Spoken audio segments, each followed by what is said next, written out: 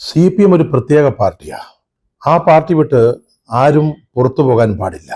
ഒരിക്കൽ അതിനകത്ത് കയറിക്കൂടിയാൽ അവിടെ തന്നെ നിന്നോണം. ഇനി ആർക്കെങ്കിലും എന്തെങ്കിലും അഭിപ്രായ വ്യത്യാസമുണ്ടായി, പാർട്ടിയുടെ പോക്ക് ശരിയല്ല എന്ന് തോന്നി പുറത്തേക്ക് പോയാലോ അവരുടെ മുട്ടുകാല് തല്ലി ഒടിക്കും, അല്ലെങ്കിൽ കയ്യും കാലും തല്ലി ഒടിച്ച് അവിടെ ഇടും എന്ന് ഭീഷണിപ്പെടുത്തും. അങ്ങനെ പോകുന്നവരെ ശത്രുക്കളുടെ കയ്യിലെ കോടാലിക്കൈ എന്ന പ്രയോഗം ഉപയോഗിച്ചാണ് അധിക്ഷേപിക്കുക, അല്ലെങ്കിൽ വർഗവഞ്ചക എന്ന് ചാപ്പകുത്തും. രക്തസാക്ഷി ഫണ്ട് അടക്കം പാർട്ടിയുടെ പണം അപഹരിച്ചവർക്കെതിരെ, മോഷ്ടിച്ചവർക്കെതിരെ ആരെങ്കിലും പരാതി കൊടുത്താൽ, അത് ജില്ലാ നേതൃത്വത്തിനാവട്ടെ സംസ്ഥാന നേതൃത്വത്തിനാവട്ടെ, ആർക്കെങ്കിലും പരാതി കൊടുത്താൽ ആ നേതാക്കള് ആട്ടുകല്ലിന് കാറ്റ് പിടിച്ച പോലെ അനങ്ങുകയാണ്.